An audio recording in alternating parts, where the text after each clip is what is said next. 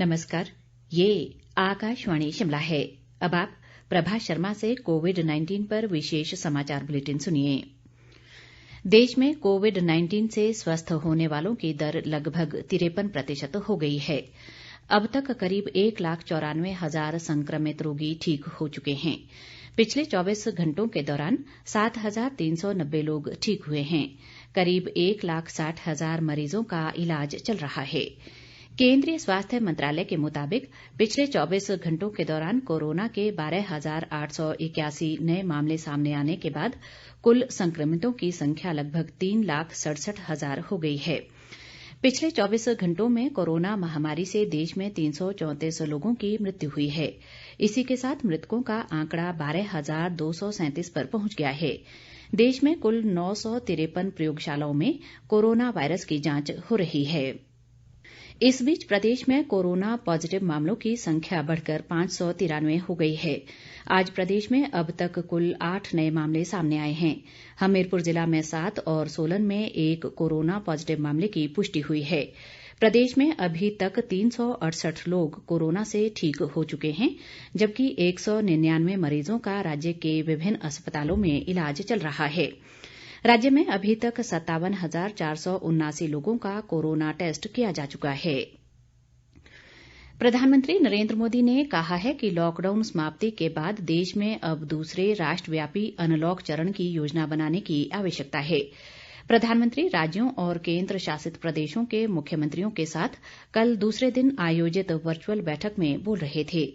इस बैठक में कोरोना वायरस के खिलाफ भारत के संघर्ष को और सुदृढ़ करने की रूपरेखा तैयार करने पर विचार हुआ।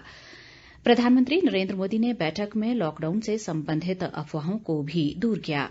उन्होंने कहा कि राष्ट्र को लॉकडाउन समाप्ति के दूसरे चरण और लोगों को नुकसान पहुंचने की आशंकाओं को कम से कम करने के बारे में सोचने की जरूरत है।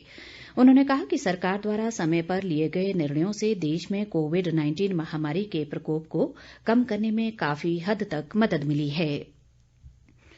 स्वास्थ्य और परिवार कल्याण मंत्री डॉक्टर हर्षवर्धन ने कोविड-19 के नमूनों की जांच के लिए आज देश की पहली मोबाइल प्रयोगशाला का उद्घाटन किया। इसका संचालन जैव प्रौद्योगिकी विभाग की सहायता से किया जा रहा है। इससे देश के दूरदराज के इलाकों में कोविड-19 के नमूनों की जांच को बढ़ावा मिल सकेगा। इसकी क्षमता प्रतिदिन 25 RT-PCR और 300 ELISA जांच करने की है। प्रदेश स्कूल शिक्षा बोर्ड ने मार्च में ली गई जमा 2 कक्षा की वार्षिक परीक्षा का परिणाम आज घोषित कर दिया। परीक्षा परिणाम 76.07% रहा। बोर्ड के अध्यक्ष डॉक्टर सुरेश कुमार सोनी ने बताया कि परीक्षा में कुल 86,633 विद्यार्थी बैठे थे, जिनमें से 65,654 विद्यार्थी उत्तीर्ण रहे, जबकि 9,391 विद्यार्थियों की कंपार्टमेंट आई है। परीक्षा परिणाम में एक बार फिर बेटियों ने बाजी मारी है। विज्ञान संकाय में कुल्लू के साइंस स्कूल ऑफ एजुकेशन के छात्र प्रकाश कुमार 99.4% अंकों के साथ पहले स्थान पर रहे हैं, जबकि कॉमर्स संकाय में नाहन की कन्या वरिष्ठ माध्यमिक पाठशाला की मेघा गुप्ता 97.8% अंकों के साथ प्रदेश भर में पहले स्थान पर रही। आर्ट्स संकाय में राजकीय कन्या वरिष्ठ माध्यमिक पाठशाला रामपुर की श्रुति कश्यप ने 98.2% अंक हासिल कर प्रदेश में टॉप किया है। किन्नौर जिला में NH5 पर निगुलसरी के पास आज एक जीप के 200 मीटर गहरी खाई में गिरकर दुर्घटनाग्रस्त होने से 3 लोगों की मौत हो गई और 2 अन्य घायल हो गए। मृतकों में सांगला के सूरज कृष्ण, सुरजीत सिंह और शकुंतला शामिल है। घायलों में वंशिका व तंजिन शामिल है।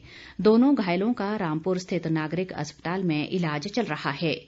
ये जीप सांगला से ज्यूरी की ओर जा रही थी। प्रधानमंत्री नरेंद्र मोदी आगामी शनिवार को 6 राज्यों में गरीब कल्याण रोजगार योजना की शुरुआत करेंगे।